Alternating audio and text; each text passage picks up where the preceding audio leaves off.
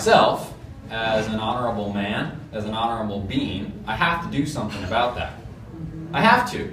I have to do something about that. I can't just continue to live on my life. I can't continue to live on in this world without doing something about that. A lot of things that we can do, and we all have different roles. We all have different roles, right? So we don't all have to do the same thing, right? In fact, we're actually better off if we come as a group like this for a common purpose, but fulfill different facets of what that purpose is, right? A plan, right?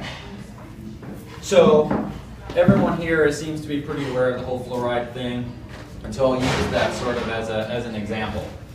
So whether it's fluoride, whether it's chemtrails, whether it's Monsanto, whether it's, marijuana laws, you've got all these different activist groups, and they do these protests, and they do this protesting, and they call, their congressmen or their senators or their politicians, right? Or they, send emails or blah, blah, blah, blah, blah. Okay, well, if we know that the system is in play on purpose, and it's not to support your well-being, why, when you go to these people and you send them emails, or you hold signs up, or you protest, why would that change anything?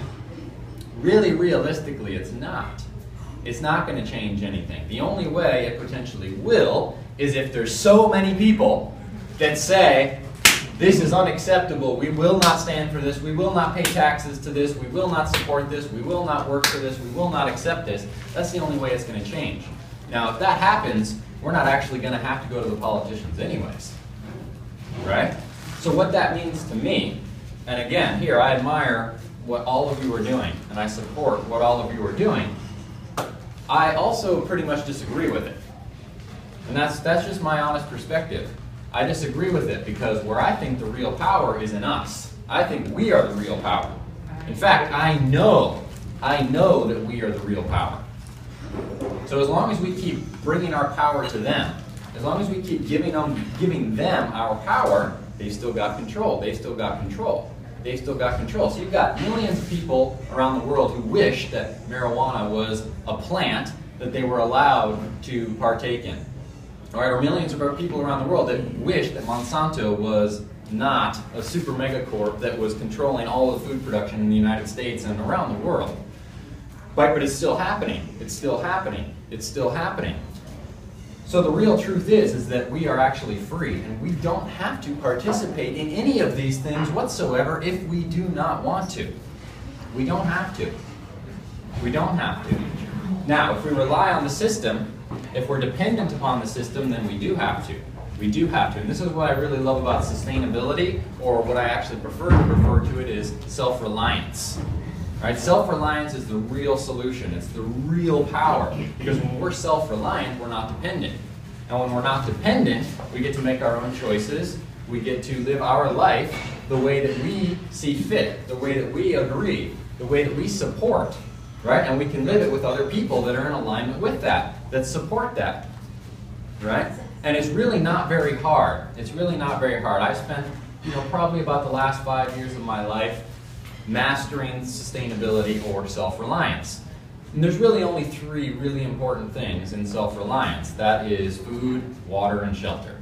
Right? If you have food, if you have water, if you have shelter, you've basically got all of your human needs met. Right? And everything else from there is bonus. Everything else from there is bonus. Everything else there is bonus. So, if we, for example, have a piece of land, and we set up a fully sustainable food production system, which for someone like myself is not hard at all. It's actually very easy. And we build houses upon that land, right, that instead of are made of all sorts of expensive materials, inefficient materials, where it costs you a lot of money to build a house, and that house only lasts for 100 years. You got to heat it all winter long. You got to cool it all summer long. You got to pay for your electricity and your water. Plus, your water has fluoride in it, right? So you're being poisoned by it, right? The electricity you're paying double for, because the electricity companies are getting paid by the government already. They're getting paid, and then you're paying them on top of that, right? So that's happening. So you can completely shift that whole paradigm. So instead of spending $500 to $1,000 a month in electricities and utilities, you could easily build a house, and maybe not you, but I can easily build a house that lasts for hundreds to thousands of years instead of 100 years. Same cost, same initial cost, but it lasts 10 times longer. Plus, you don't have to heat it or cool it in the wintertime. It harvests its own electricity, its own water, right? So you don't have to pay utilities of any kind. So every single month, you're saving $500 to $1,000. You've got a food production system that's implemented. It's on automatic. It's on automatic. Once you integrate it properly, it's on automatic. You can set up aquaponic systems that will provide you your fruits, your vegetables, your animal proteins. You can have it all on automatic. It just runs. All you have to do is go out there and harvest the stuff and then plant a new crop, once or twice a year. Super easy, super realistic, super doable, super possible. Okay? So when you've got your food and you've got your housing, your electricity, all the stuff that comes with that housing, when those are all taken care of, right? You have a well or some sort of water catchment system, all your main things are taken care of. So number one, you don't have fluoride in your water. Whether they put it in everyone else's water or not, it's not in your water, right? You're not dependent upon the grid or the system to provide you that water. So number one, you're not being poisoned by it, but number two, you're not dependent on it. So if it collapses or if it fails, which is a very, very realistic possibility, we have to face this, okay? We have to face the possibility that if you are on the grid, you are dependent upon that grid, and that grid can and probably will at some point in time fail.